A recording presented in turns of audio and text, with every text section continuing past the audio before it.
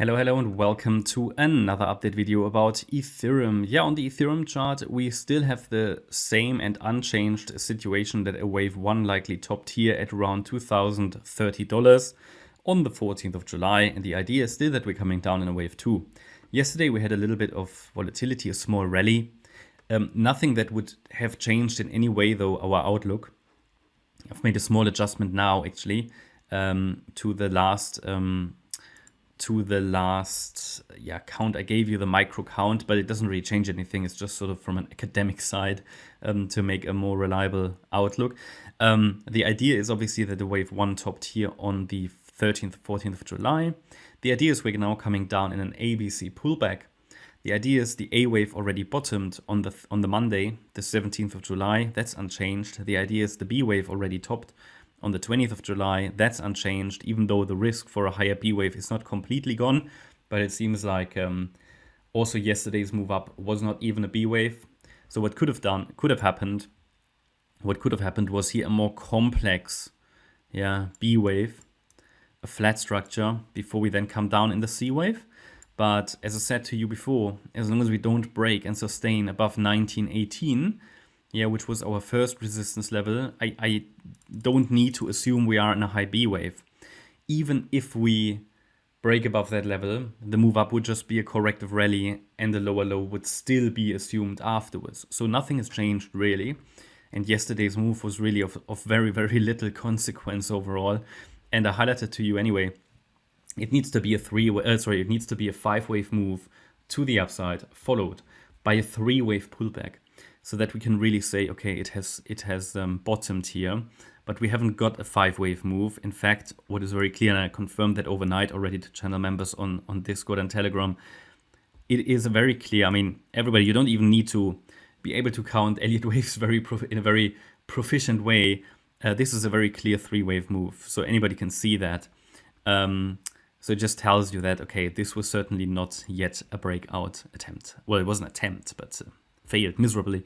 And the idea was, I took it off the charts for some reason actually, but we had this trend line and we said, look, maybe we are going to see a reaction to the trend line, so don't get overly optimistic until we break above that trend line. And yeah, it was only a test of the trend line. So the count is unchanged. The only thing I have changed, I've moved the wave 2, circle wave 2 from here to here.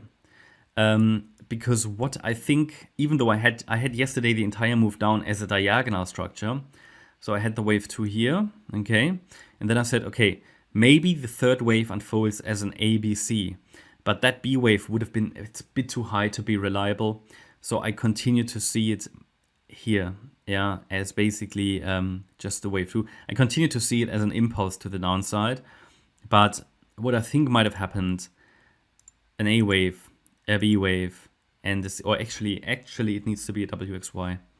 Yeah, let me just do that. But it doesn't make a difference. WXY. So basically a flat structure within WXY structure of wave 2, and now we're heading down in the third wave.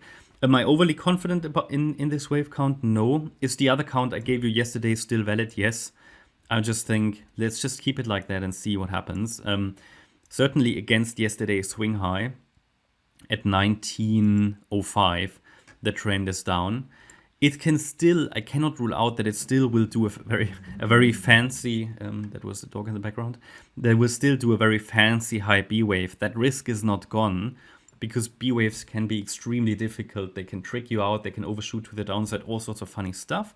But the idea is, as long as we stay below 1918, that we're already in the C wave down. Now, based on yesterday's high, we can calculate the target for that third wave again. Have to revise it a little bit. And then we look for the 1.618 extension. That's now at 1823. So I move that dotted or dashed line to there. That's pretty much very close to the 50% retracement at 1828. So we have a bit of an overlap between an extension level and a retracement level. That's always good. So let's see if we find a bit of a reaction, but that should only be the target for the third wave. And then we should get a fourth wave and a fifth wave. So we pay attention to that and can specify that a bit further the closer we get to it. Then we've got 1781 as support and 1700 basically. Only a sustained break below 1700 would make me change my higher level assumption. And then somewhere from here, the idea is that we should start a third wave rally, but the condition is that the $1,700 level does hold.